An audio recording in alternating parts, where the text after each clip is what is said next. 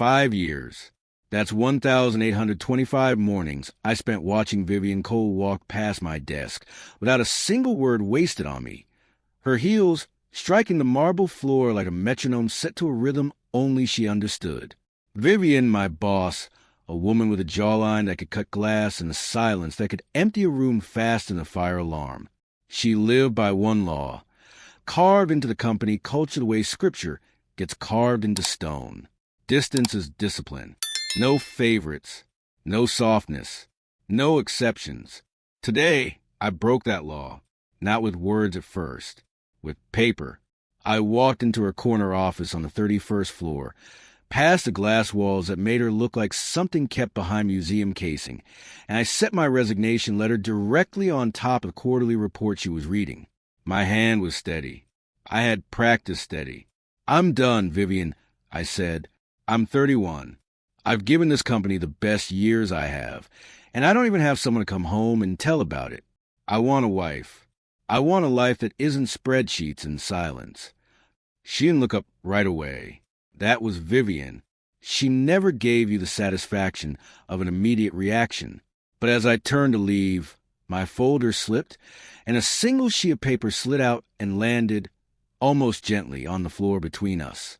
It was a list. My private, humiliating, handwritten list of everything I wanted in a partner. Sharp-minded, quietly protective, unshakable but not unfeeling. A woman who has been hurt and refused to let it make her cruel. She bent down before I could stop her. She picked it up, and for the first time in 5 years, I watched Vivian Cole's eyes move across a page like she was reading her own obituary. "Daniel," she said. Her voice had dropped into a register I had never once heard from her in 5 years of meetings, deadlines, and silence. "You're leaving to go find this?" I nodded. My pulse was doing something violent behind my ribs. She stood. She was tall in her heels, tall enough that most men in that building physically straightened their posture when she entered a room. She crossed to where I stood, closer than she had ever stood to me in 5 years, close enough that I caught the cold, clean scent of her perfume, something like rain on stone. Then she leaned in and against my ear, in a voice barely above breath. She said the 4 words that would unravel every assumption I had built my life around. I could be that. Wait, did the woman known throughout 3 floors of this building as the Glacier just say that to me? Or was I about to walk directly into the most catastrophic mistake of my career? I had rehearsed that resignation speech for weeks. In my car, in the shower, in the elevator mirror on the ride up every single morning. I had prepared for every version of her response. A curt nod, a cold understood. Maybe, in my most optimistic imaginings, a rare "you'll be missed." I had never once prepared for that. I walked out of her office in a fog thick enough to taste. I sat down at my desk, which by then had already been half-packed into a cardboard box, and I did not move for nearly an hour. The office moved around me in its usual current. Printers humming, someone laughing 2 rows over, a phone ringing twice before voicemail caught it, and I sat completely still in the middle of it, turning 4 words over and over in my mind like a stone I couldn't put down. I could be that. It forced me to do something I had spent 5 years actively avoiding. It forced me to look backward. I started working under Vivian Cole when I was 26, 3 months after a failed relationship had left me raw enough to accept the first stable job offer that came my way. She had just been made the youngest director in the firm's history, and by the time I arrived, she was already something closer to legend than colleague. People didn't talk about her the way you talk about a difficult boss. They talked about her the way you talk about weather systems. Something to be prepared for, not questioned. She hasn't taken a single personal day in 3 years. My co-worker Priya told me on my first morning, sliding a cup of burnt breakroom coffee across the counter, like a peace offering before battle. There's a rumor she wrote the no fraternization clause into the handbook herself. Nobody's confirmed it. Nobody's dared to ask her directly. I laughed. I genuinely thought Priya was exaggerating for effect. She was not exaggerating. Vivian was already seated at the head of the conference table when I walked into orientation, spine straight in a way that looked almost architectural, dark hair pulled back so severely it seemed less like a hairstyle and more like a decision about how much of herself she intended to allow the room to see. She glanced up at me for exactly as long as courtesy required, gave the smallest possible nod, and returned her attention to the laptop in front of her. That was the entirety of my welcome to the company. But here is what nobody warned me about, what I had to learn slowly, painfully, across 5 accumulating years the way sediment builds into stone. Vivian Cole was brilliant, not merely competent, not merely sharp. She was a kind of brilliant that made rooms go quiet the instant she started speaking, because everyone present understood instinctively that whatever she said next would be the thing that mattered. She could read the fault line in a strategy before the second slide of a presentation finished loading.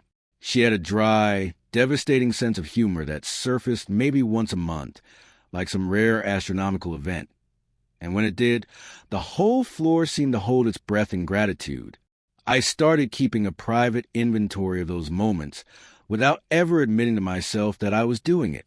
There was a quarterly review during my second year, when a supply chain failure had gutted our numbers and the entire room sat frozen, waiting for someone senior to assign blame.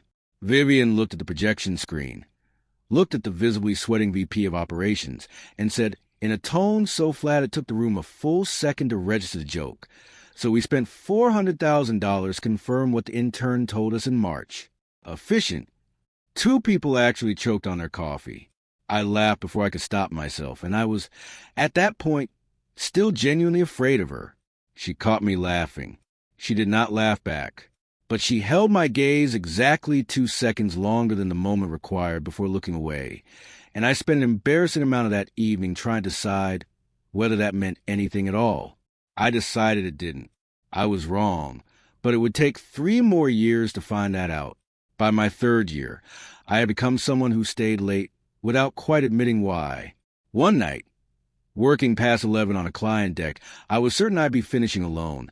I heard heels against the marble floor of the empty hallway and nearly set my monitor crashing to the ground.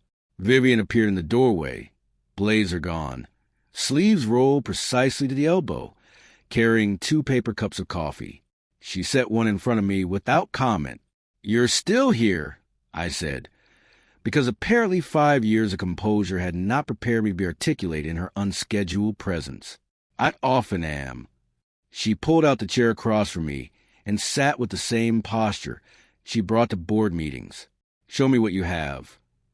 We worked until well past 1 in the morning. She dismantled my framing piece by piece, with a precision that somehow never crossed into cruelty, and when I finally landed on a version that worked, she made a sound I had never heard from her before. Not quite a laugh. Something quieter and warmer than approval. "There," she said, almost to herself. "That's the one." I did not sleep well that night, and it had nothing to do with the deadline. By my 4th year, I had stopped pretending to myself that this was nothing. I was in real, inconvenient trouble, emotionally speaking, over a woman who was older than me, professionally untouchable, and surrounded by walls she had clearly spent a lifetime reinforcing. So I did the only thing that felt like it might restore some order to my chest. I wrote a list, a private, ruthless, unfiltered list of exactly who I actually wanted, stripped of logic and practicality, and every socially acceptable compromise I'd been telling myself to make. Every single line I wrote was her. Were those 5 years of small, unrepeatable moments accidental, scattered proof of nothing at all? Or had I spent half a decade watching a woman quietly fight something she refused, on principle, to ever name out loud? There was one more memory I hadn't let myself examine too closely, filed away somewhere I rarely visited, because examining it too directly felt like trespassing on something that had never been offered to me. It happened during my 3rd year, at the company's winter gala, the one mandatory social event Vivian attended each year with the discipline of someone reporting for a scheduled medical procedure. I'd found her standing alone near the tall windows of the ballroom, away from the noise, holding a glass of champagne she hadn't touched, watching the snow fall over the city with an expression I had never seen on her before. Not composed, not evaluating, just quiet and somewhere very far away. "You're not dancing," I'd said, mostly to say something, because the silence around her felt too large to leave unattended. "I don't dance," she said without turning. Then, unexpectedly, quietly, as if the sentence had escaped before she could stop it, "My father used to say dancing was for people who hadn't learned yet how to stand still and be looked at properly." I hadn't known, until that exact moment, that Vivian Cole had a father who said things like that to her. I hadn't known in 5 years that she had a father at all, in any sense that seemed to still be present in her life. She never mentioned family. Not once. Not in any meeting. Not in any hallway conversation. Not in any of the small, unguarded moments I'd spent 3 years quietly cataloging. "He sounds like he had a lot of opinions," I'd said carefully, testing the ground. Something closed over her face immediately. A door shutting with practice, silent efficiency. "He had exactly one opinion that mattered," she said. "That being seen was dangerous, and being needed was worse." She turned to me then, and whatever had briefly slipped through in that unguarded moment by the window was already gone. Filed neatly back behind a version of herself, she presented to the building. "Enjoy the gala, Daniel." She'd walked away before I could ask anything further, and I never brought up again. Not once. In the 2 years that followed. Not even when I started keeping my private list, and every line I wrote circled closer and closer to the shape of her. I told myself it wasn't my business. I told myself that whatever had happened to teach a brilliant woman, that being needed was dangerous belonged to her alone, and that respecting the door she'd shut meant never trying to force it open again. I was wrong about that, too, though it would take almost 2 more years, and considerably more courage than I possessed that winter night, to understand exactly how wrong. I didn't go home. I sat in my car in the parking structure for 20 minutes with both hands on the wheel and the engine off, listening to the fluorescent lights above me hum their hollow, sterile hum, the kind of sound that makes 2 in the afternoon feel indistinguishable from midnight. I kept turning her 4 words over and over, the way you turn over a coin from a country you don't recognize. I could be that. Was it a slip? A single unguarded second she'd spend the rest of the week walling back over, brick by careful brick, until Monday found her exactly as cold and untouchable as she'd always been? Or did she mean it? Actually, fully mean it, in a way that frightened me more than any version of rejection ever could have? I decided I needed to know. Waiting would only let the fear win. I went back upstairs. The floor was nearly empty by then. The night cleaning crew moved to the far side of the building with quiet, practice efficiency, and the overhead lights had shifted into their dimmer after-hours setting, softening every hard edge of the office into something almost gentle. Vivian's office still had its lamp burning, a warm amber square glowing behind the frosted glass of her door. I knocked twice. "Come in." She was still at her desk. The resignation letter had been moved aside. In its place sat my list, positioned in the exact center of the desk like evidence laid out for a verdict. She looked up when I entered, and something crossed her expression. Not quite surprise, but something close enough to it that I noticed. She hadn't expected me to come back. Neither, honestly, had I. "You read it," I said. "Not an accusation. A fact. You left it on my desk." Her voice was careful, measured, the voice of a woman choosing every word before she spent it. Was that deliberate? No. I pulled out the chair across from her, the same chair I'd sat in for 100 status meetings, and this time sat down without being invited. But I'm not sorry it happened. She studied me the way she studied a spreadsheet with numbers that didn't quite add up, like she was searching for the error that would explain everything. It used to make me profoundly uncomfortable. Tonight, I held her gaze and didn't look away. "Daniel." She folded her hands on the desk with the precision of a woman closing an important file. "You've worked for me for 5 years. You know my policies. I know your rules," I said gently. "I've never been entirely convinced they applied to everything you actually felt." The silence that followed was the loudest thing I had ever heard in that office. Her jaw tightened, almost imperceptibly. a small muscle along her collarbone tense beneath the white silk of her blouse. I had spent 5 years learning to read those microscopic tells, the hairline fractures in otherwise flawless porcelain. "That's a presumptuous thing to say," she said finally. "Maybe," I admitted, "but you whispered something considerably more presumptuous in my ear about an hour ago, and I didn't call you on it then." Something shifted in her face. Not quite a smile. Vivian did not surrender smiles easily, not even the small ones, but the corners of her mouth moved in a way that suggested one was being actively, deliberately suppressed. "Fair point," she said quietly. She looked down at the list. Her fingers, elegant, bare of any ring, hovered near its edge without quite touching the paper, as if touching it again would make it more real than she was prepared for. "Were you actually leaving," she asked, "to find someone like this?" "I was leaving," I said, "because I'd already found someone like this, and I convinced myself she was completely out of reach." The silence returned, different this time, warmer, weighted with something neither of us had put a name to yet. She rose slowly and walked to the window overlooking the city. Thousands of lit windows glittered below her, thousands of separate lives moving to their own private evenings, entirely unaware of the two of us standing in this particular room. Her reflection floated faintly in the glass, and for one unguarded moment I could see her face without her knowing I was reading it. She looked tired, not exhausted tired. Tired the way a person looks when they've been carrying something heavy for so long that setting it down feels almost more dangerous than continuing to carry it. "I built these rules for a reason, Daniel," she said to the glass. "They were not arbitrary." "I know," I said. "I never assumed they were." She turned then, and the city light caught the sharp line of her cheekbones, the dark, unreadable depth of her eyes, something raw moving behind them that I had never once been permitted to see in 5 years. "Then you understand," she said carefully, "why this terrifies me." And there it was, not a confession of love, not a promise of anything, but the first entirely honest sentence she had ever spoken to me that had nothing whatsoever to do with quarterly targets or client retention.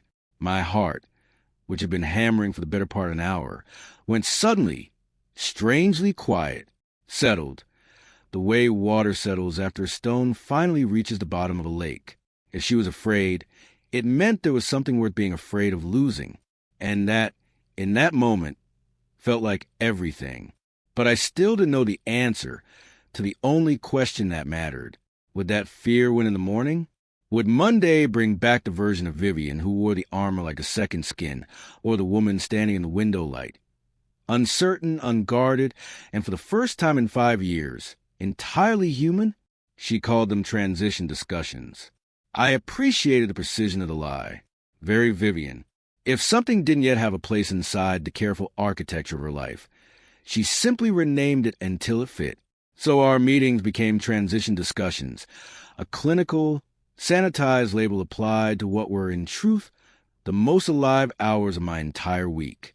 It began 3 days after the resignation night, when my letter was still technically sitting somewhere in HR limbo unprocessed, which I had privately started to think of as a small, deliberate mercy. She texted me at 7:52 in the morning, not an email, a text, which for Vivian Cole was roughly equivalent to another woman showing up at your door with flowers and an apology. "Coffee. The place on Kessler, 9:30. Bring the Ashford deck, if you'd like a reason to be there." I smiled at that message for an embarrassingly long time. I did not bring the Ashford deck. She was already seated when I arrived, spine straight as always, both hands wrapped around a white ceramic mug, like she was warming them, though the morning wasn't cold. She'd changed something, not dramatically. Vivian did nothing dramatically, but she was wearing a soft charcoal sweater instead of her usual severe blazer, and it softened the lines of her in a way 5 years of boardrooms had never once allowed me to see. She looked up, clocked immediately that my hands were empty, and something close to amusement flickered behind her eyes. "No deck," she observed. "No deck," I confirmed. "So this is just coffee." "It appears to be." She studied me for a long moment, the same evaluating look She gave underperforming quarterly reports. And then, quietly, almost privately, she smiled. Not the small, controlled acknowledgement I had spent 5 years collecting like rare currency. A real one, unguarded, reaching all the way to her eyes, staying there. Something in my chest turned over, slow and unmistakable, like a key finally finding the right lock. The weeks that followed were a careful, exquisite unraveling. We met 2 or 3 times a week, always somewhere neutral. A quiet corner table at a restaurant near the river, a bench by the fountain in the park across from her building. Once at a bookstore where she spent 40 minutes silently reorganizing a shelf of poetry that had been alphabetized incorrectly and refused to acknowledge that this was, in any way, a strange thing to do on a first almost date. "You're judging me," she said without looking up from the shelf. "I would never," I said, lying with total conviction. "You have an extremely loud internal judgment face, Daniel. I've noticed it for 5 years. And yet here I am, correcting a bookstore's cataloging system for you. For me? Obviously not for me. I have no personal stake in whether Neruda is filed before Rilke." I laughed, and she cut her eyes at me sideways, fighting a smile and losing the fight entirely. But beneath all the banter, something deeper was quietly taking shape, week by week, cup of coffee by cup of coffee. One afternoon, over tea she never finished, she told me about her last relationship. She spoke about it clinically at first, almost like a case study, but her hands told the real story, wrapped so tightly around the mug that her knuckles had gone pale. A man she had trusted completely, a colleague at her previous firm, someone she had let pass the armor once, years ago, before the armor had a name. Someone who had taken every private fear she'd ever confided in him and turned it into leverage the moment their relationship became inconvenient for his career. It had taken her, by her own quiet estimate, nearly 2 years to rebuild what he dismantled in a single afternoon. After that, she said, staring into her tea instead of at me, I decided distance wasn't coldness. It was architecture. I was building something that couldn't be knocked down again. I let the words settle where they needed to settle before I spoke. "The strongest buildings aren't the ones with the thickest walls, Vivian," I said finally. "They're the ones built on foundations that can absorb impact without cracking." She looked up at me then. Really looked. The way she had that first night in the window light. Unguarded. Present. "That's either genuinely wise," she said softly, "or something you read on a coaster." "Absolutely a coaster," I admitted. She laughed. Quiet, real, the kind of sound that fills a small room the way light fills it when someone finally opens the curtains after a long winter. And I thought, watching her, this is exactly what I wrote on that list. Not perfection, not invulnerability. A brilliant, wounded, extraordinary woman learning, one careful cup of coffee at a time, that she could be fully known without being destroyed by it. There was one evening, a few weeks into transition discussions, that I have never fully told anyone about, not even Priya, who considered herself the unofficial historian of our entire courtship. We had gone for a walk after dinner. No particular destination. The way people walk when the conversation matters more than the route. And we passed a small church with its doors propped open for some evening event, organ music drifting faintly out into the street. Vivian stopped walking. Just for a moment, just long enough that I noticed. "My parents got married in a church exactly like that one," she said, and then, as if surprised by her own admission, added nothing further, walking on before I could ask a single question. It was the first time in 3 years she had mentioned parents at all, plural, present tense in her history, if not in her current life, and I filed it away carefully, the way I'd filed away the gala, understanding instinctively that this was a door she was testing hinges on herself, not one I was yet permitted to push through. Instead, I asked her something smaller, safer. "Did you ever want that? The church, the whole thing?" She was quiet for half a block. "I used to think wanting it made you fragile," she said finally. "I'm beginning to suspect I had that exactly backwards." I didn't push further that night, but I remember walking her back to her building afterward, the city cooling into evening around us, and feeling, For the first time since the resignation letter, something that wasn't quite hope yet, but was standing very close to where hope usually lived. On another occasion, closer to the 2-month mark of our transition discussions, she showed up to our usual bench by the fountain 40 minutes late, which for Vivian Cole was equivalent of a national emergency. When she finally arrived, her composure was intact, but her hands, when she sat down beside me, were not quite steady. "Board call ran long," she said before I could ask. Whitfield again. "Nothing new. He simply enjoys reminding me, roughly once a quarter, that my restructuring proposal from 18 months ago cost his preferred vendor a contract, and that he has not forgotten it, and does not intend to." "Does he bother you?" I asked, genuinely. She considered the question with more seriousness than I expected. "He used to," she admitted. "For the first several years I worked here, men like Gerald Whitfield were exactly the reason I built the walls I built. It is exhausting, being the only person in a room who has to prove repeatedly that competence and coldness are not actually the same trait, no matter how convenient it is, for certain people conflate them." She looked at me sideways, something almost mischievous in her expression. "You, for what it's worth, are the first person in this building who never once made that mistake. You were terrified of me for at least 2 of the 5 years we worked together, and yet you never once treated my composure as evidence that I didn't feel anything underneath it. I was terrified of you specifically because I could tell you felt everything underneath it," I said. "It just took you considerably longer to let anyone see the proof." She smiled at that, the real one, the one that had become, over 2 months, less rare and more familiar, and fed the last of her croissant to a pigeon that had been circling patiently at her feet the entire conversation, waiting, much like I had, for exactly the right moment. But something was coming. I could feel it the way you feel, weather changing before the sky admits it. The world outside our quiet coffee shops didn't know the rules had changed. And the world outside never, ever stays quiet for long. If you're feeling this one, drop a comment below and tell me, has someone ever made you feel entirely seen without even trying? Because that's exactly what Vivian was doing to me. And I had no idea what was about to come for us. It started with a photograph.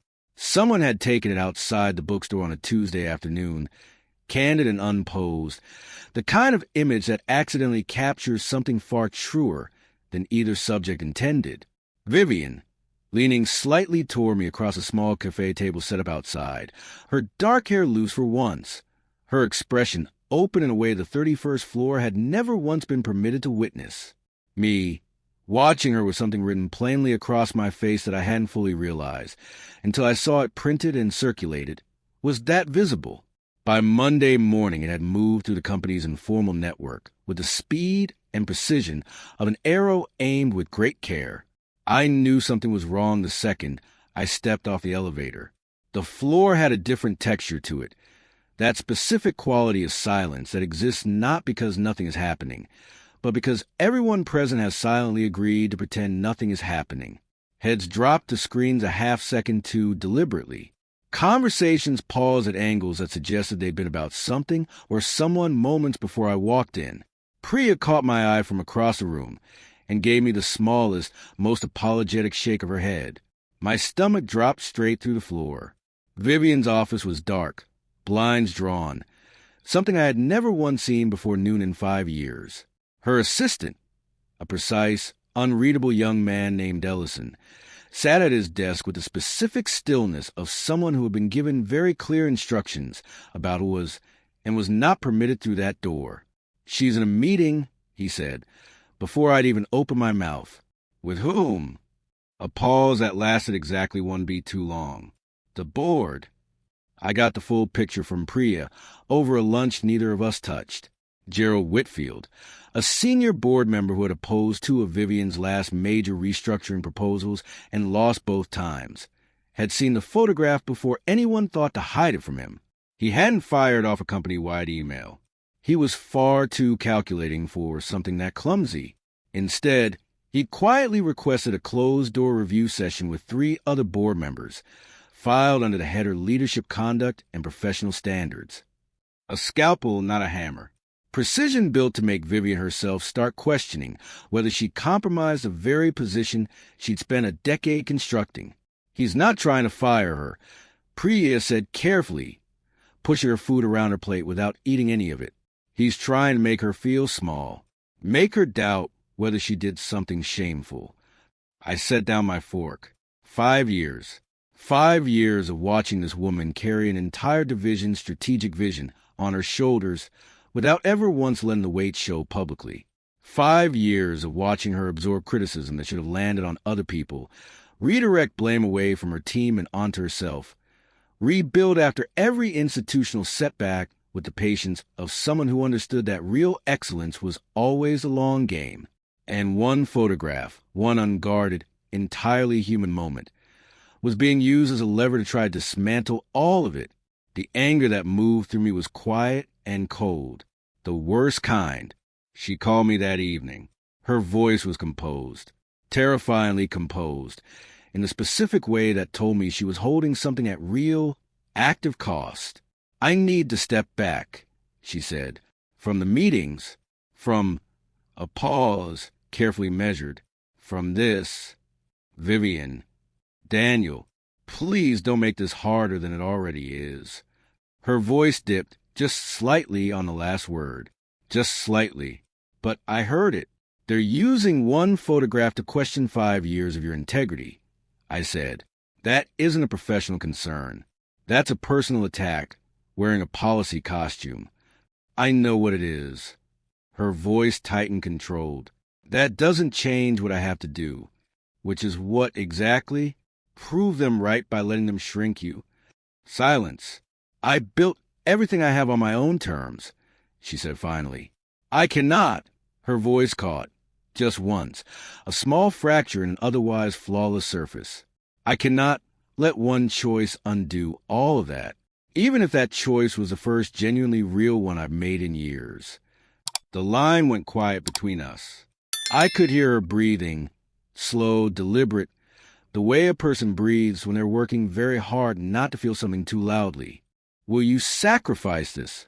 I asked quietly, to stay someone they're comfortable with? She didn't answer. The call ended. I stood alone in my apartment in the dark, holding a phone that had gone silent, wondering if the woman who had called herself afraid in that office window had finally let the fear win after all. Don't go anywhere, because what she did next, what I did next, neither of us saw coming, and neither will you. 3 days of silence.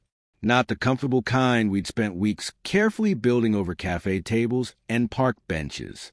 This was the other kind, the kind with weight and temperature to it, the kind that sits in your chest like a swallowed stone. I sent one message on the second day. Nothing dramatic. Just, I'm here whenever you're ready. She didn't reply. I told myself I was respecting her space. In truth, I was terrified, not just of losing whatever we'd been quietly building, though that fear was real and present and constant. I was terrified of something quieter and far more devastating. That Vivian Cole, the most capable woman I had ever known, was somewhere right now alone, convincing herself that smallness was safety.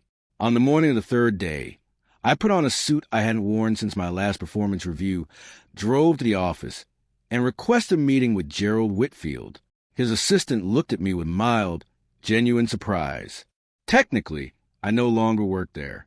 My resignation letter was still lodged somewhere in HR's bureaucratic purgatory, a delay I had, until that morning, privately considered a minor gift.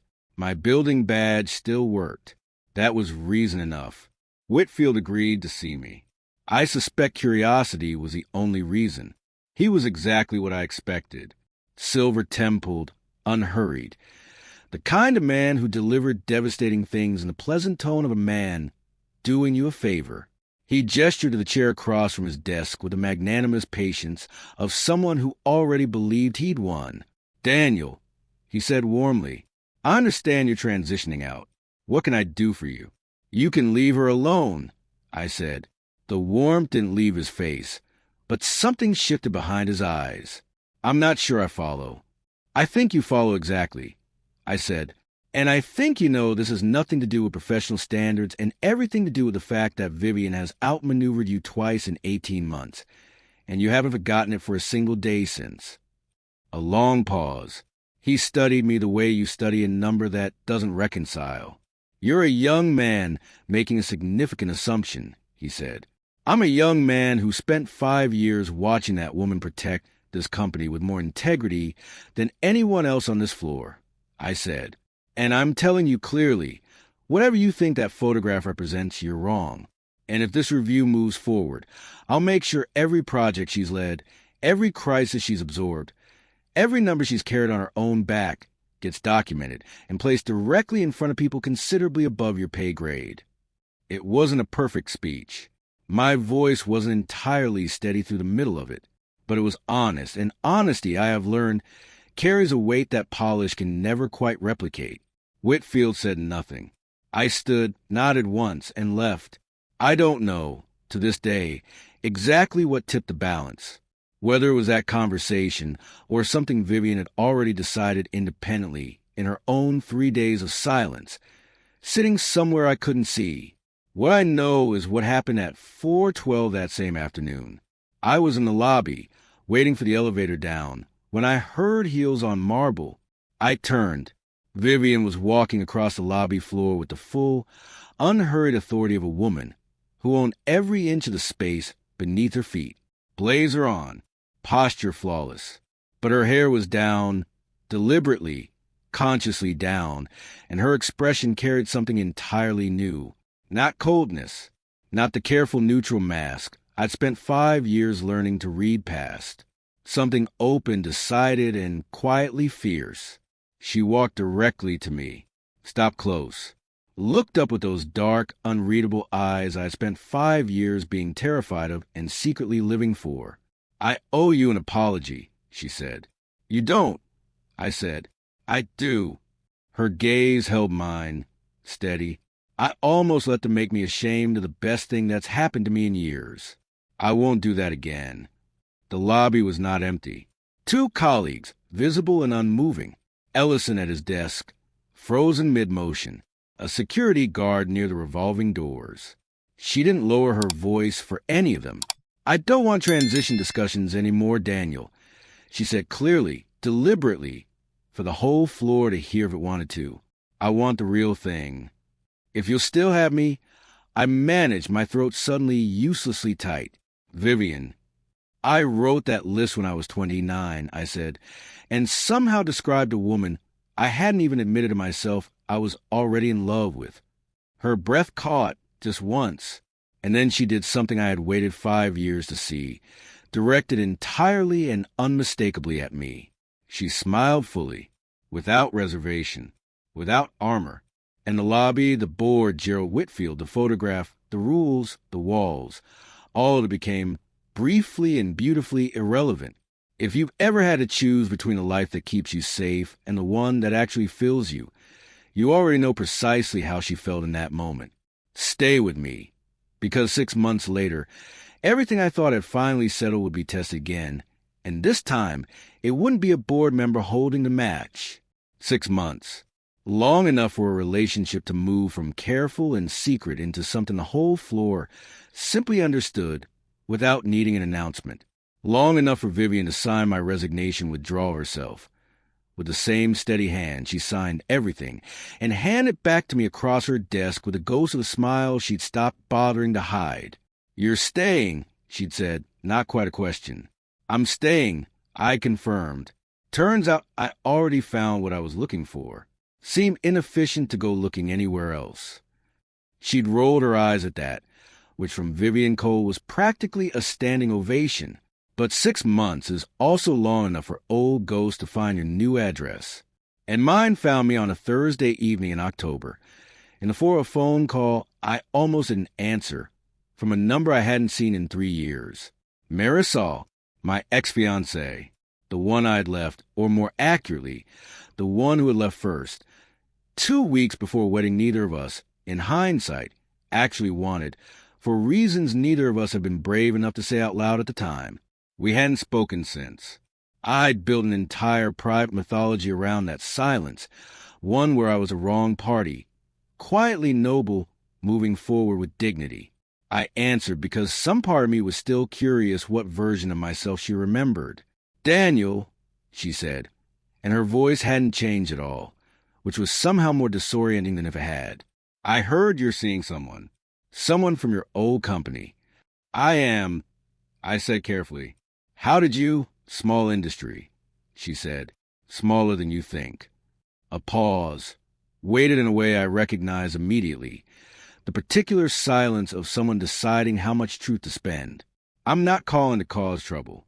I'm calling because I think I owe you something I never gave you 3 years ago. An actual explanation." I sat down slowly on the edge of my bed, phone pressed to my ear, feeling the floor of the evening shift slightly beneath me. "I left," she said, "because I watched you build an entire emotional life around a woman you work for and never once admitted it to yourself, let alone to me. I used to think it made me paranoid. I used to think I was inventing a rival out of thin air because I felt insecure. But I wasn't inventing anything, was I?" The silence on my end lasted long enough that she filled it herself. "I'm not angry anymore," she said. "I actually hope it works out for you both. I mean that. But I thought you deserved to know that I saw it 3 years before you did, and it cost me something to watch and say nothing." I didn't tell Vivian about the call that night. I told myself it was because it didn't matter, because Marisol wasn't asking for anything, because the past was a past, and nothing about the conversation changed the present. I was wrong on every count, and the cost of that particular silence arrived exactly 9 days later. Vivian found out about the call the way Vivian found out about everything. Not through confrontation, but through quiet, methodical observation that eventually assembled itself into certainty. A missed call notification I'd forgotten to clear. A slightly too careful answer when she'd asked, in passing, how my week had gone. The particular stillness that settled over her when she was working something out and had not yet decided whether to say it aloud. She waited until we were home, dishes half done in the sink, before she asked, "Who is Marisol?" I set down the plate I was drying. "Someone I used to be engaged to." "I know that part." Her voice was even, controlled, the boardroom voice, which I had learned by then was a voice she used specifically when she was trying not to let something else through. I looked her up after I saw the missed call. "What I don't know is why you didn't mention she reached out." "It wasn't important," I said, and heard, even as I said it, exactly how untrue that sounded out loud. "Daniel." She set down the towel in her hands with precision that felt more alarming than if she'd thrown it. "I built 5 years of walls specifically, so I would never again be the person who found out something important secondhand through a missed call notification from a woman I have never met. I told you that. I told you what it cost me the last time." "It wasn't the same thing," I said too quickly, already hearing how defensive it sounded. "Wasn't it?" Her voice, for the first time in 6 months, had an edge to it I hadn't heard directed at me before, only ever at boardrooms and underperforming quarters. "You kept something from me because you thought it was easier than being honest about it. That is precisely the architecture I spent a decade dismantling myself out of. I did not survive that once to rebuild it quietly, from the inside. With you, Vivian, nothing happened. She called to apologize, essentially, to explain something from 3 years ago. That's not the part that concerns me," she said, and her voice had gone very quiet now, which I had learned, over 6 months, was infinitely more dangerous than volume. "The part that concerns me is that you decided, on my behalf, what I could handle knowing. You decided I needed protecting from information about my own relationship. That is exactly, precisely, word for word, what the last man who hurt me did. He decided what version of the truth I could tolerate. I promised myself I would never again let anyone make that decision for me. I stood there in our kitchen, dish towel still in my hand, watching 5 years of careful, hard-won trust take on a hairline fracture I hadn't seen coming and couldn't immediately undo. "I'm sorry," I said. "I should have told you the same night." "Yes," she said simply. "You should have." She didn't raise her voice. She didn't cry. She did something far worse. Something I would come to understand later was entirely, devastatingly her. She went quiet and organized and calm, and she picked her jacket up off the back of the chair and said she needed some air, and she left. And I stood alone in our kitchen with wet dishes and the specific, sick knowledge that I had done the one thing I had promised myself 6 months earlier in that lobby I would never do. I had made her feel unseen. She didn't come home that night. She texted once, at 11:47, for words that told me everything and nothing at once. I need to think. I didn't sleep. I sat in the apartment that had, over 6 months, quietly filled itself with evidence of her. A second toothbrush, a cardigan draped over the reading chair, a specific brand of tea she liked that I'd started keeping stock without ever discussing it. And I turned over every version of the conversation I could have had that first night. The night of the phone call, when honesty would have cost me almost nothing and silence had cost me, potentially, everything. I thought about the list, the one still folded somewhere in a drawer, worn soft at its creases from being handled too many times. I thought about every word on it, and how easily, in one small moment of cowardice, I had contradicted almost every one of them. Guarded but kind, I had written, honest, even when honesty is inconvenient. I had wanted those things in her. I had failed to be them myself. Around 3 a.m, I did the only thing that felt true. I wrote her a letter. Not a text, not an email, an actual letter by hand, the way she had once told me, over tea she hadn't finished, that her grandmother used to write to her before she passed, because typed words, her grandmother believed, could always be revised into something less honest than what you first meant. I told her everything, not just about the call, but about why I hadn't told her, that some small, ancient, frightened part of me had been afraid that even mentioning Marisol's name might make Vivian wonder whether I was fully hers, whether the life I'd built with her was a choice or a rebound from something else entirely. I told her that fear had made me exactly the kind of dishonest I had promised her in that lobby I would never be. I told her I understood if trust, once fractured this early, took longer to rebuild than either of us wanted. I told her I would wait as long as that took. I left the letter on her side of the bed, and I did not send a single text after it. I had learned that much, at least, from 3 days of silence 6 months earlier. Some things could not be rushed back into repair. They had to be allowed to find their own way there. She came home the following evening, a little after 7. I heard her key in the lock and felt my entire chest tighten around the sound of it. She was still in the same clothes from the day before. Her eyes were tired in a way I had only seen once, that first night in her office window, looking down at the city like it might have an answer she didn't. She held the letter in one hand, folded along the same creases I had folded it into, and she stood in the doorway for a long moment without coming any further into the apartment. I read this 4 times, she said finally. I meant every word of it. I know. She set the letter down on the counter with the same careful precision. She set down everything, and finally crossed the room to where I was standing, close enough that I could see the exhaustion behind her composure. I'm not angry that you were afraid, Daniel. I understand fear. I have built an entire life around managing it. I'm angry that you let the fear make the decision instead of telling me and letting me help you carry it. You're right, I said. I should have trusted you with it instead of trying to protect you from something that didn't need protecting. I don't need protecting, she said. And for the first time since she'd walked through the door, something in her voice softened, cracked slightly at the edges. I have never needed protecting, Daniel. I needed exactly one thing from you, and it was the one thing I asked for the very first night in my office. I needed to be the person you tell things to, not the person you manage. You are, I said. You will be. I'll spend as long as it takes proving that to you again.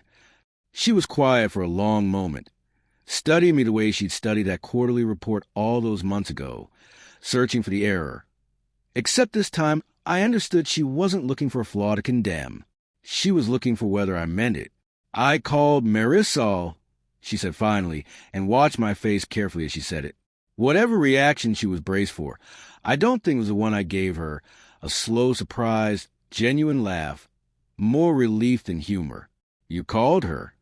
I wanted to hear it directly, not filtered through you, not filtered through my own imagination, working overtime at 2 in the morning. A ghost of something almost like amusement crossed her face. She was remarkably gracious, considering I introduced myself as your girlfriend and asked her, quite directly, what she wanted from you. And what did she say? She said she wanted nothing.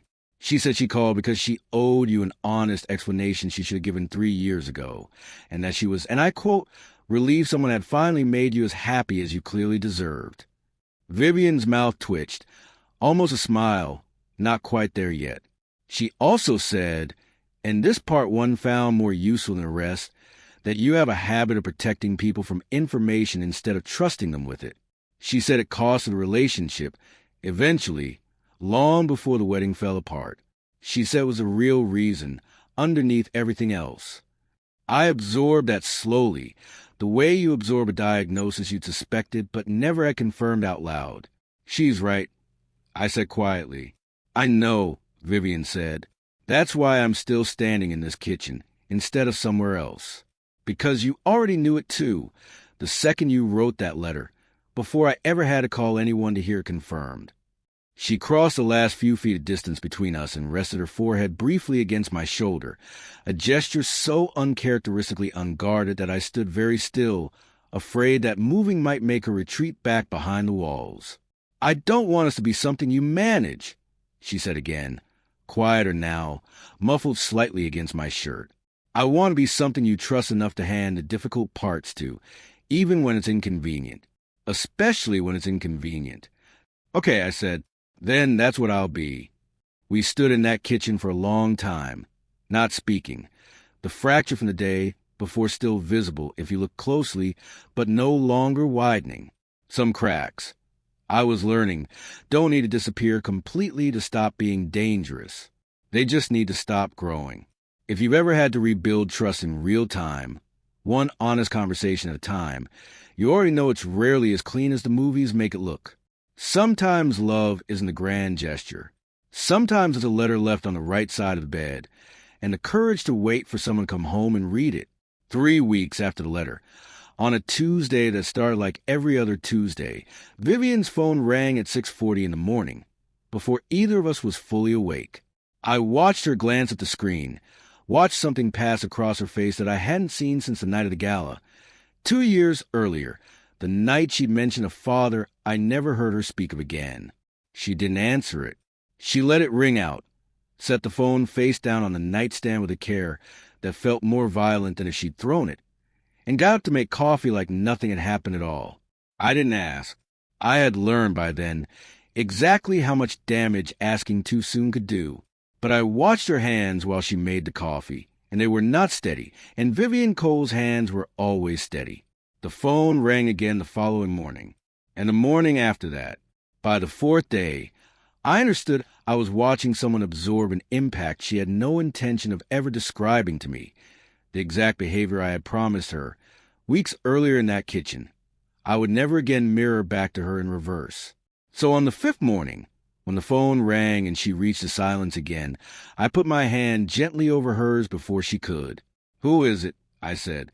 Not a question. An offer. She looked at the screen for a long moment. Then she turned it so I could see the caller ID. "Dad. He's called every day this week," she said quietly. "He called every day last week, too, before you noticed.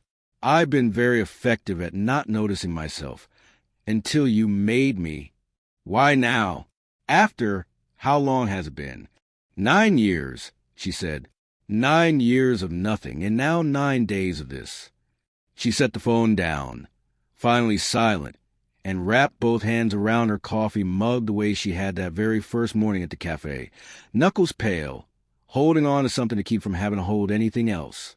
"My mother is sick, very sick. He wanted me to come see her before."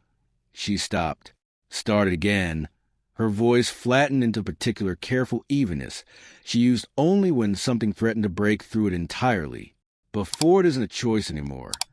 I sat down across from her, the same way I'd sat down across from her that first night in her office, uninvited. refusing to make this easier by giving her room to retreat. "Tell me," I said, and for the first time in 2 years, she did. Her father, she told me, had been a man who mistook control for love and never once discovered the difference before it cost him everything that mattered. He'd run his household the way lesser men run companies they're afraid of losing, every emotion accounted for, every vulnerability treated as a liability on a balance sheet only he was permitted to read. Her mother had spent 30 years quietly disappearing inside that arithmetic, and Vivian had spent 18 of those years learning methodically exactly how to become someone he could never find a foothold in. He used to say the same thing to me constantly, in 100 different phrasings, she said, staring somewhere past my shoulder, into a version of the past I had never been permitted to visit. That needing things made you controllable. That the moment someone knows what you can't live without, they own you completely. I believed him for a very long time. I built an entire career, an entire personality, proving he was right about me specifically, if not about the world in general. "And your mother?" "My mother needed him," she said simply. She needed him, and he knew it, and he never once let her forget what that knowledge cost her. I watched 30 years of a woman disappearing in real time and decided, at 17, that I would rather be alone and completely intact than loved and slowly erased. She looked at me then, something raw moving behind her eyes that I recognized from the window that first night, except deeper this time, older, a wound that had never actually finished healing, only scarred over well enough to pass inspection. I left for university, and I did not go back. Not for holidays. Not for the funeral of an aunt I'd loved. Not for anything. Because every single return trip felt like handing him back the exact leverage I'd spent years learning to withhold. "And now your mother is dying," I said gently, "and he's the only door back to her." "Yes." The word came out smaller than anything I had ever heard her say. "And I don't know if I can walk through a door he's holding open, even for that." I reached across the table and covered her hand, the same gesture that had, months earlier, become our particular shorthand for things neither of us could say cleanly out loud. "Then let me walk through it with you," I said, "not instead of you, beside you. You don't have to prove to him, or to me, or to 17-year-old you standing in that hallway, that you can do this alone. You've already spent a lifetime proving that. I'm not asking you to be someone who needs things. I'm asking you to let me be someone you don't have to do the hard things without." She was quiet for a long time, long enough that I thought, briefly, I had overstepped, pushed at a door that had earned the right to stay shut. Then she said, so quietly I almost missed it, "Okay." It was, I would come understand later, one of the bravest words I ever heard her say. Her father's house was smaller than I'd expected, given the scale of the shadow he'd cast across 2 decades of her life. A modest colonial on a quiet street, the kind of house that photographs well but never quite manages to feel lived in, which perhaps explained more about her childhood than anything she'd said aloud. He opened the door himself. Silver-haired, still carrying the same rigid posture I recognized instantly, because it was a posture Vivian had spent her whole life either inheriting or armoring herself against, depending on the day. For a long moment, neither of them said anything at all. 9 years compressed into a silence on a doorstep, thick enough to touch. "You came," he said finally. "I came for her," Vivian said. "Not for you. I want that understood before I walk through this door." Something crossed his face. Not quite hurt, not quite acceptance. Something in the narrow space between the two that I suspected he had never learned the proper name for. "Understood," he said, and then, glancing at me for the first time, "And this is?" "Daniel," Vivian said, and did not elaborate further, which felt, given everything I now understood about her, like its own quiet declaration. Her mother was smaller than any photograph could have prepared either of us for, propped against pillows in a room that smelled faintly of lavender and something more clinical underneath it. But her eyes, when they found Vivian standing in the doorway, lit with a recognition so immediate and so complete that I watched 5 years of careful architecture crack open in front of me in real time.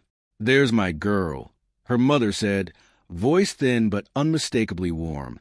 And Vivian crossed the room and sat on the edge of the bed and took her mother's hand the exact way she'd once taken mine across a kitchen counter, like it was the only solid thing left in the room. I stood in the doorway and watched a woman who had spent a lifetime believing that needing anyone made her erasable hold on to her dying mother's hand without letting go for nearly 2 hours. Later, in the hallway, while Vivian sat alone with her mother, her father found me by the window, the same posture, the same rigid stillness, staring out a yard that clearly hadn't been tended properly in years. She told you, he said. Not a question. She told me enough. I said. He was quiet for a long moment. I made a great many mistakes with that girl, he said finally, convinced at the time that I was making her strong. I taught her that needing anyone was a weakness to be engineered out of yourself, like a design flaw. I did not understand, until it was far too late to undo, that I hadn't made her strong. I had only made her alone, and told her it was the same thing. I didn't offer him forgiveness. It wasn't mine to give, but I said the only true thing I had. She's not alone anymore. He looked at me for a long moment, something unreadable moving behind eyes that were, unmistakably, Vivian's eyes, aged and worn but built from the same architecture. No, he said quietly. I don't imagine she is. Vivian's mother passed away 11 days later, with Vivian holding her hand, having made the drive back to Elmsworth Lane 4 more times in those 11 days, each visit a little easier than the one before it. Each one a small, deliberate act of choosing connection over the armor that had protected her for 2 decades and cost her, in the end, far more than it had ever saved. At the funeral, her father stood beside her, and for the first time in 9 years, neither of them flinched from proximity. Thank you, he said to her quietly at the edge of the gathering, for coming back. I didn't come back for you, Vivian said again, but this time something in her voice had softened around the edges. I came back because I finally understood that letting someone matter to me isn't the same thing as letting them control me. It took me 31 years and a man with a very unfortunate spice rack organization system to figure that out. Her father almost smiled at that. It was the closest thing to warmth I ever saw pass between them, and it was, I understood, exactly enough. I asked her 4 months after her mother's funeral, on the same balcony where, months later, she would show me the list she kept folded in her robe pocket for a year. I hadn't planned it for that particular evening. I had, in fact, planned an entirely different evening. A restaurant, a specific table by the window, a small velvet box I've been carrying around in my jacket pocket for 3 increasingly nerve-wracking weeks, waiting for the courage to match the certainty. But the restaurant reservation came and went unused, because that afternoon Vivian had come home early, quieter than usual, and settled on the balcony with a cup of tea she didn't touch, watching the city the exact way she watched the snowfall at that winter gala, years earlier, before either of us understood what we were building toward. You're doing the thing, I said, joining her, where you go somewhere I can't follow. I was thinking about my mother, she said, about how much of my life I spent protecting myself from precisely the thing that, in the end, was the only thing that mattered when everything else fell away. I spent 31 years building walls to keep from becoming her, someone erased by needing another person too much. And I nearly missed discovering that the actual danger was never needing someone. It was needing the wrong someone who mistook your need for leverage instead of treating it like the gift it actually is. I sat down across from her, the small velvet box suddenly very heavy in my jacket pocket, 3 weeks of careful planning collapsing into a single unrehearsed moment that felt, somehow, far more honest than anything I could have staged. Vivian, I said, I have had an entire dinner plan for tonight, a table by the window, words I practiced enough times that Priya could probably recite them back to me at this point. That sounds unlike you, she said, the faintest smile beginning at the corner of her mouth. You've never once in 2 years managed to plan anything without me finding out about it first. I'm aware, I said, which is why I'm abandoning the plan entirely and just asking you here on this balcony, in the clothes you came home in, Because I don't think either of us has ever needed the polished version of anything to know it was real. I got down on one knee on the balcony floor, and I watched every ounce of composed evaluation drain out her face and get replaced by something I had only seen directed at me once before in a lobby in front of security guard and two frozen colleagues. The day she chose the real thing over the version of herself that everyone else found comfortable. I wrote a list once. I said, of every quality I wanted in a partner, without ever letting myself believe it could actually exist in one person. You didn't just meet that list, Vivian. You made me understand I've been writing it about you the entire time. 3 years before I had the courage to admit it. I don't want transition discussions anymore. I don't want careful. I want the entire real thing, for as long as you'll let me have it. Marry me. She was quiet for exactly as long as it took her to set down her tea without spilling it, which I understood, even in that suspended, terrifying moment, was very much her, precise even in the middle of something enormous. Yes, she said. Then, because she was still Vivian, still the woman who renamed things until they fit her rather than surrendering to them plainly, she added, obviously, yes. I've been essentially answering yes since a lobby 2 years ago. You've simply been very slow to formally ask the question. I laughed and she laughed, and the ring I'd been carrying for 3 nervous weeks finally found its way onto her hand on a balcony, instead of at a reserved table by a window, which felt, in the end, exactly right. 1 year, a small unit of time, measured against everything that came before it. 5 years of careful distance, a lifetime of constructed walls, decades of a woman deciding that vulnerability was simply another word for weakness. But 1 year, I have learned, is enough to change the temperature of an entire life.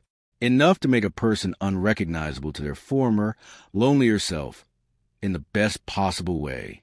We didn't rush anything, and I think that's important to say plainly, because the story of how we began might suggest a kind of romantic urgency. Whispered confessions, lobby declarations delivered in front of security guards and stunned co-workers, a list that named her before I had the courage to name it myself. But Vivian was never built for urgency, and I had learned, slowly and with great care, to love her rhythm instead of fighting it. She never publicly abolished the no-fraternization policy she'd once been rumored to have written herself. She simply stopped enforcing it, the way you stop locking a door once you decided the thing you were once afraid of no longer needs to be feared. The board noticed. Nobody said anything directly. Gerald Whitfield requested a transfer to the Chicago office 4 months after the lobby, and Vivian signed off on the paperwork with serenity I found privately magnificent. The apartment we shared now had been hers first, clean-lined, deliberately ordered, the kind of space that used to feel more like a well-run office than a home. Over 12 months, it had developed something I could only describe as warmth. Not clutter. Vivian would never permit actual clutter. But warmth. A second toothbrush that had long since stopped feeling like a guest's. A pair of my reading glasses that lived permanently on the side table beside her stack of case studies. A kitchen that smelled, most Sunday mornings, of actual cooking instead of the takeout containers that had apparently sustained her for the better part of a decade. "You're domesticating me," she informed me one Sunday, watching me scramble eggs with a deeply suspicious expression of a woman observing an unexplained phenomenon in her own kitchen. "I'm making breakfast," I said. "You're humming." "People hum." "You're humming, making eggs, and you move my spice rack again." "Your spice rack was alphabetical, Vivian. Allspice was next to anise. When have you ever needed those two things in the same recipe?" She considered this with the gravity of a woman weighing a serious counterargument. Alphabetical is a perfectly rational organizational system. It's a rational system for a library, not a spice rack. She was quiet a moment, then said, with great dignity, "I want it noted that I am tolerating this." "Noted," I said. "Also, these eggs are going to be the best thing you eat all week, and you already know it." She said nothing, but when I set the plate in front of her, she picked up her fork immediately, without protest, which had become, over 12 months, the most Vivian Cole form of agreement in existence.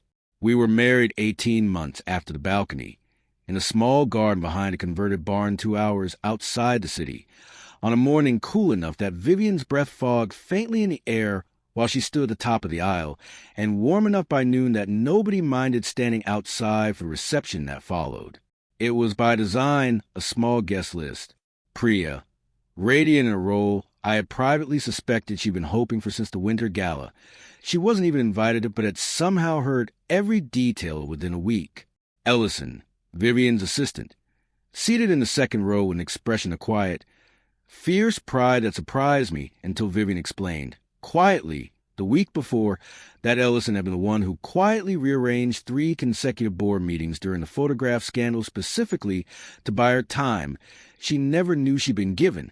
Vivian wore ivory simple, unadorned in exactly the way I should have predicted from a woman who had spent a decade stripping every unnecessary ornament out of her own carefully constructed life. Her hair was down. It was always down now, had been for over 2 years, ever since the lobby afternoon when she decided, once and for all, that the version of herself that mattered was the one who didn't need armor to feel powerful.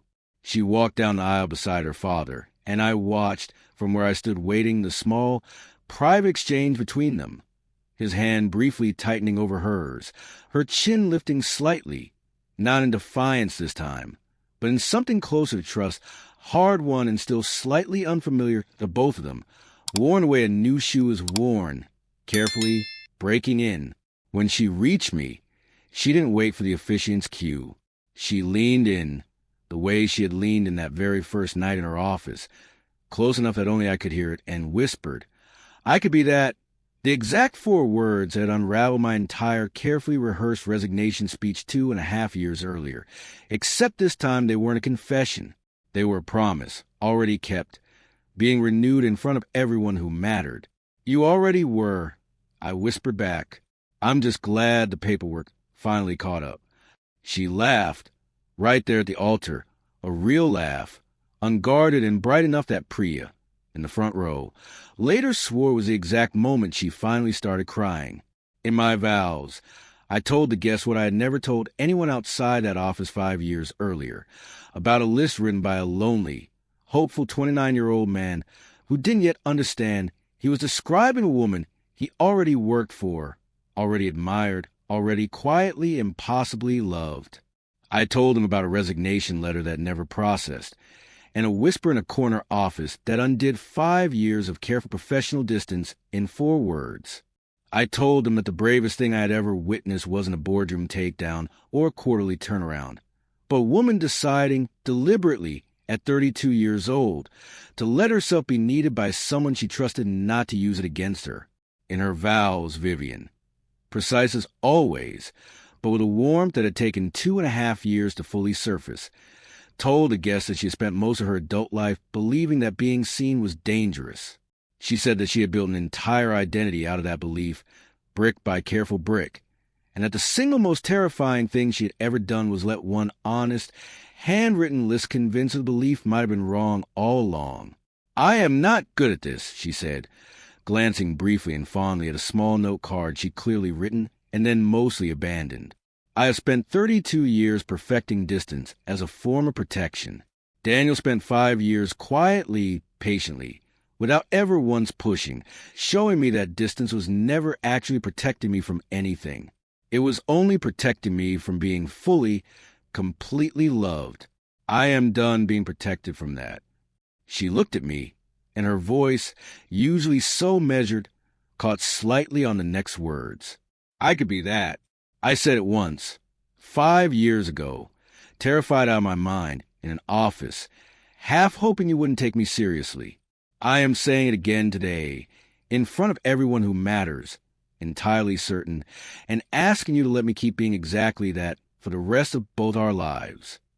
There wasn't a dry eye left in that garden by the time the officiant pronounced us married, including, notably, her father's, who wiped at his eyes with the back of his hand in a gesture so uncharacteristically unguarded that Vivian noticed it too, and reached back to squeeze his shoulder briefly on her way back down the aisle, a small, deliberate act of forgiveness neither of them needed words for any more. We spent 10 days on the coast of Portugal, in a small whitewash house with blue shutters that Vivian had found, characteristically, only after cross-referencing 17 different review sites and a spreadsheet she'd built specifically for the purpose, which I teased her about mercilessly, and which turned out to have led us to the single best decision of the entire trip.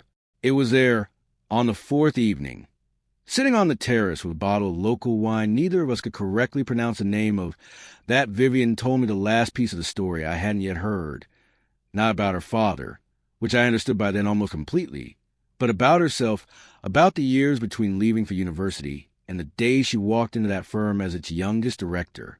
"I dated exactly one other person seriously before you," she said, watching the water rather than me, the way she often did when a conversation required more honesty than eye contact could comfortably hold.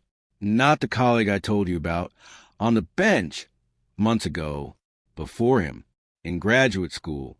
His name doesn't matter anymore, not really, except that he was the first person who ever made me believe that being needed by someone might not automatically mean being erased by them."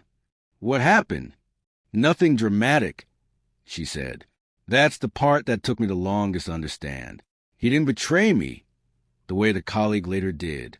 He simply left quietly, after 2 years, because he said, and I remember this precisely, because I turned it over in my mind for a very long time afterward. He said that loving me felt like trying to hold something that had already decided long before he arrived, that it would rather not be held at all." She turned the wine glass slowly between her fingers.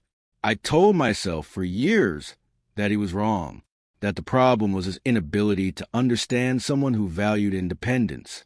It took me until roughly 18 months ago, sitting across from you in an office at midnight, to admit that he had actually been entirely right, and that the independence I valued so highly was, more accurately, a very sophisticated form of hiding." I reached across the small table and took her hand, the gesture that had become, over 2 years, our particular shorthand for the moments too large for words alone. "I'm not going anywhere," I said, "not because I'm braver than he was. Because you finally let me see enough of you to want to stay for all of it, not just the parts that were easy to hold." She was quiet for a moment, and then she said something I had never heard her say before, not once, in nearly 2.5 years. "I love you," she said plainly, without any of the careful architecture she usually wrapped around anything vulnerable. "I have loved you for considerably longer than I ever let either of us admit. I want you to know that I understand now precisely how much courage it took you to hand me that list before you ever knew what I would do with it. I intend to spend the rest of my life making sure you never regret the risk." "I already don't," I said. "I haven't for a single day since." The following morning, we walked down to the small stretch of beach below the house, and Vivian, spine straight, hair loose, the same woman who had once organized her spices alphabetically and enforced a company-wide no fraternization policy with a discipline in general, rolled her linen trousers to her knees and waded into the cold Atlantic water without hesitation, laughing at the shock of it in a way that carried all the way back up the cliffside to where I stood watching her, thinking, not for the first time, that I had spent 5 years working for the coldest woman in the building and had somehow, impossibly, ended up married to the warmest person I had ever known. She just needed someone patient enough to wait for the thaw. One evening in early autumn, almost exactly a year after the resignation letter that never actually processed, we sat on the small balcony off our bedroom, her with tea, me with coffee, the city doing its slow amber thing below us the way it always did at that hour. She'd been quieter than usual that evening. Something turned behind her eyes that I'd learned by then not to rush. Those silences always arrived somewhere eventually. I'd stopped trying to hurry them along. She set her mug down on the railing and reached into the pocket of her robe and produced a folded piece of paper, worn soft along every crease, clearly handled many, many times. "My list." "You kept it," I said. "I kept it." Her voice, when she confirmed it, carried a steadiness I recognized as a particular sound of something rehearsed and then, at the last moment, decided to say differently. "Vivian, I read it that night, after you left my office," she said. Her thumb smoothed the worn paper once, gently, the way you might smooth a photograph of someone you'd lost. I sat there for a very long time, because every single word, she stopped, started again. Every word felt like being seen for the first time in years, and I had genuinely forgotten what that felt like. My throat tightened in the familiar way it always did around her. Even now, even a full year in, I was terrified, she continued. Not of you, of how much I wanted it to be true. So I kept a list, as proof that someone had looked at every part of me, the difficult parts, the cold parts, the carefully guarded parts, and still written something that looked unmistakably like love. The city hummed quietly below us. Somewhere distant, something chimed, faint and unhurried. I reached across and covered her hand with mine. It was always love, I said, even in the moments I was actively trying to convince myself it wasn't. She turned her hand beneath mine and held it firmly, the way she did everything, with quiet, complete conviction. We sat there as the city lights multiplied below us. Two people who had chosen the harder, realer, infinitely more worthwhile version of a life and found, on the other side of all that fear and distance and carefully constructed architecture, something neither of us had a sophisticated enough word for. We simply called a home. That list, worn, folded, impossibly ordinary, sits framed on our bookshelf now, next to a photograph from the wedding we had 18 months later, in a small garden neither the board nor Marisol nor Gerald Whitfield were invited to, attended by exactly the people who had earned the right to watch it happen. Not hidden, not treated like a relic, just there, the way the truest things in a life tend to end up, ordinary, irreplaceable, and quietly, permanently everything. Her father calls every Sunday now, not out of obligation and not out of the old, brittle need for control that used to find every conversation between them, simply because Vivian, 3 years after her mother's funeral, finally understood that letting him back into her life in small, carefully bounded doses was not the same thing as handing him the leverage he'd once held so carelessly. He asked about the company. He asks, always, in a voice that still carries the faint rust of a man learning a new language late in life. How I'm doing, whether the eggs are still an ongoing point of dispute, whether the spice rack has been reorganized again. Small questions, safe ones. The kind of questions a father asks when he is still learning, one Sunday at a time, how to be present without being overbearing. Vivian left the firm 11 months ago, not because anyone pushed her out, but because she'd built something over 9 years that no longer needed her hovering over every decision, and because she discovered, somewhere in the 2 years since our wedding, that she wanted more from her days and board approvals and quarterly reviews. She consults now, selectively, for exactly the kind of leadership she once had to fight her way into being taken seriously for young women navigating rooms full of men like Gerald Whitfield, women who mistake their own competence for a liability because someone, somewhere along the way, taught them that softness and strength couldn't coexist in the same person. I spend most of my sessions, she told me once, telling 28-year-old versions of myself that they don't have to choose between being formidable and being known. I wish someone had told me that a decade earlier. I'm telling them now instead. The list still sits on our bookshelf, framed now, beside our wedding photograph, and more recently, beside a small, unremarkable-looking ultrasound image that neither of us has fully stopped staring at since the appointment 3 weeks ago. We haven't told anyone yet, not even Priya, who I suspect already knows anyway, because Priya has an unnerving talent for reading exactly the kind of quiet, guarded happiness Vivian used to be so careful about hiding. Last Sunday, after her father's call ended, Vivian sat at the kitchen island with her hand resting lightly, almost unconsciously, over her stomach, watching me attempt, once again, to reorganize the spice rack into something that made sense to me and absolutely nothing to her. You know, she said, somewhere in a company handbook I helped write 9 years ago, there's still, technically, a no fraternization clause with my name on it as the original author. Should I be worried? No, she said. I'm simply pointing out that the woman who wrote that clause would find this entire kitchen, this entire life, almost unrecognizable. And I find that I don't miss her nearly as much as I expected to. I crossed the kitchen and kissed the top of her head, The exact gesture that had, somewhere over 4 years, become as automatic and necessary as breathing. She's still in there, I said. She just finally figured out that being needed and being controlled were never the same thing. It just took the right person 5 years of quietly waiting to prove it. 5 years and one deeply presumptuous handwritten list, Vivian said, and I felt her smile against my shoulder. The real one. The one that had once been rare enough to count and was now simply, permanently, the shape of our ordinary evenings. Somewhere down the hall, framed and unremarkable and impossibly everything, that list still sits exactly where she placed it 2 years ago. Worn, folded, a little faded now at the creases from being read too many times by two people who still can't quite believe how close they came in never finding it at all. If this story stayed with you, if it reminded you of someone you're still hoping for, or someone you finally found and almost let fear talk you out of, leave a comment below and tell me what you're holding on to. Subscribe if you want more stories built exactly like this one, because the best love stories were never the ones that arrived easily. They were always the ones somebody almost walked away from and didn't